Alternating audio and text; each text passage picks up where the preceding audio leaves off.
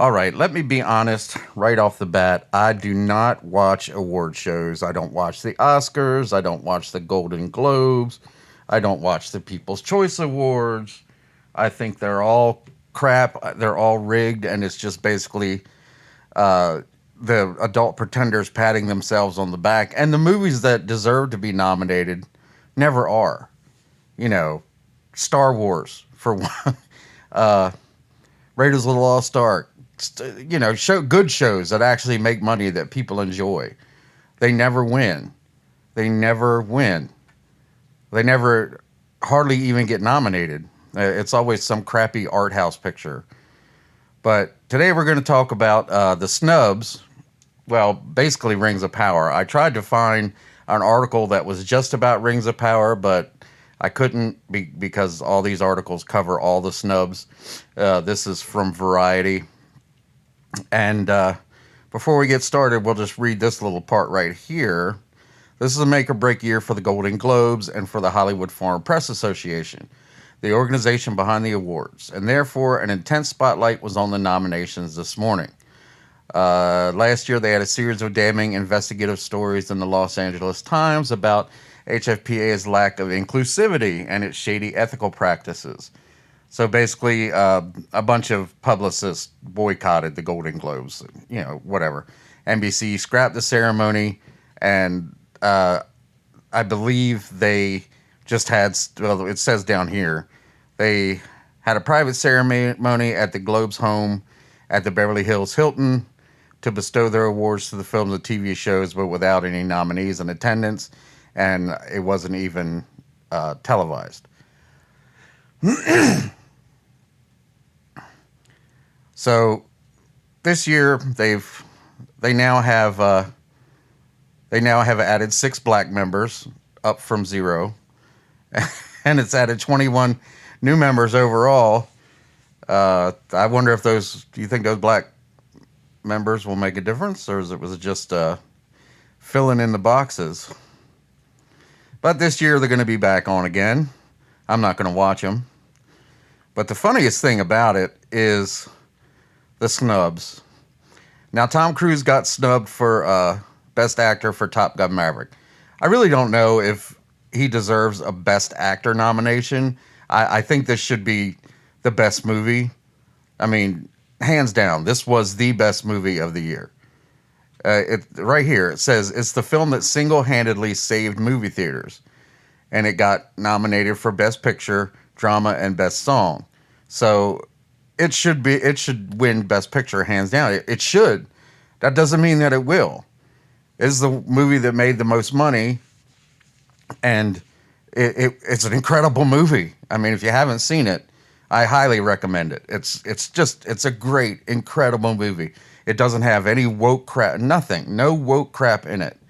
Nothing like that. It just tells a good story. It's got lots of action, and it's fun, and it'll keep you on the edge of your seat. So I'm not sure if that's a big deal. I mean, Tom Cruise is one of the ones that was pissed off because of their diversity, and he gave back all of his Golden Globes. So maybe they're doing it as a, to get back at him. No big surprises in the movie actress categories. No Danielle Deadwyler or Jennifer Lawrence. And we all know that Jennifer Lawrence is the very first Golden Globe winner of all time. Also, she invented electricity, and I believe that she was the one that defeated the Mongolians at the Great Wall. So let's all give Jennifer Lawrence a big round of applause for being the first person to do all these things. And Will Smith.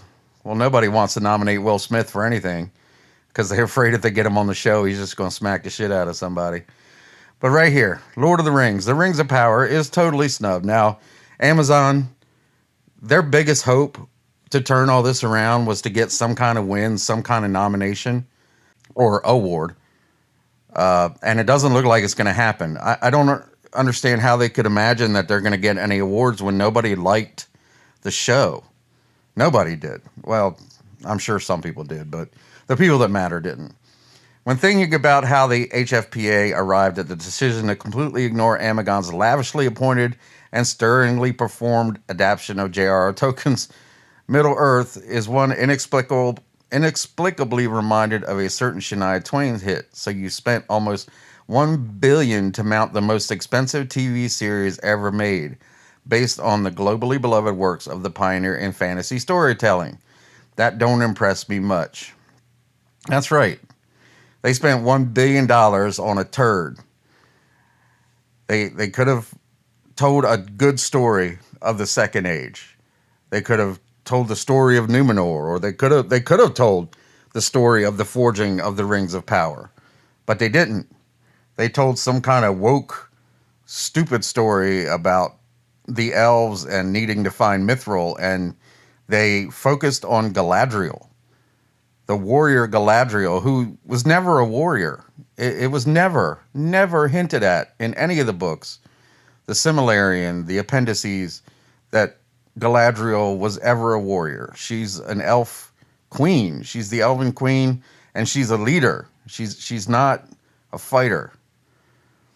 And then, they branched off into the Harfoots, aka the Hobbits, and the stupid thing about the river, digging a river that will, when the river's released, it causes Mount Doom to erupt and creates Mordor.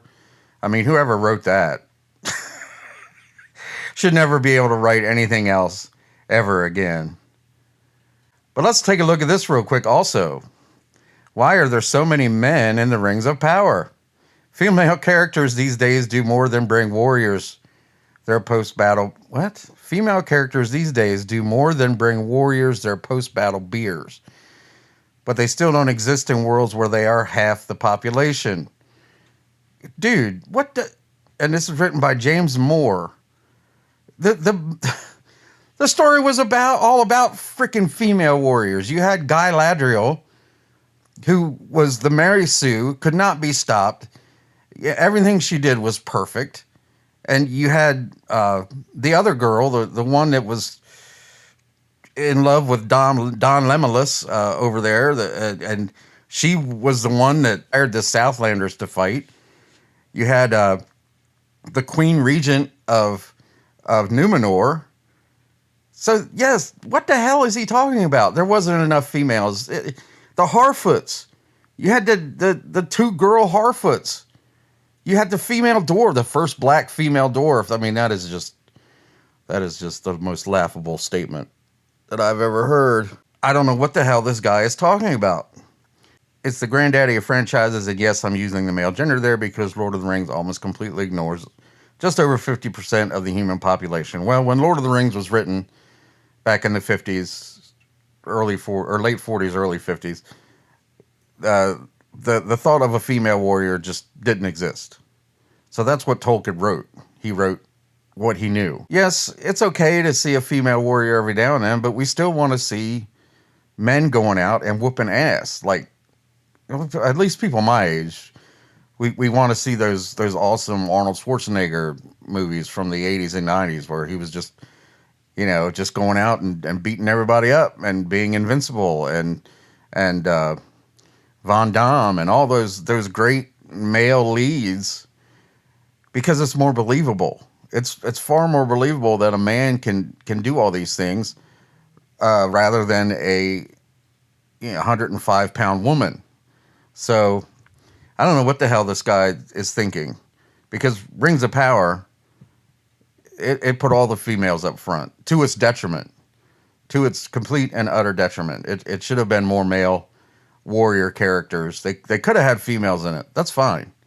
They could have had females in it. And then yes, every now and then stick a female warrior in there. I'm not saying that I wouldn't like a female warrior, but he's completely off his rocker for that one. The biggest thing that the takeaway from this is that Rings of Power is not going to get any kind of nominations, at least for the Golden Globes. So there you go. $1 billion down the drain. And I'm sure that Jeff Bezos is not happy. He can't possibly be happy because he wanted this to be a sensation, just like Game of Thrones. And Rings of Power was out at the same time of a Games of Thrones prequel. And that prequel kicked Rings of Power's collective ass. I hope you like what you heard. If you did, please don't forget to like and share this video. Subscribe to the channel, ring the bell for notifications, leave your thoughts in the comments, and I will see you next time.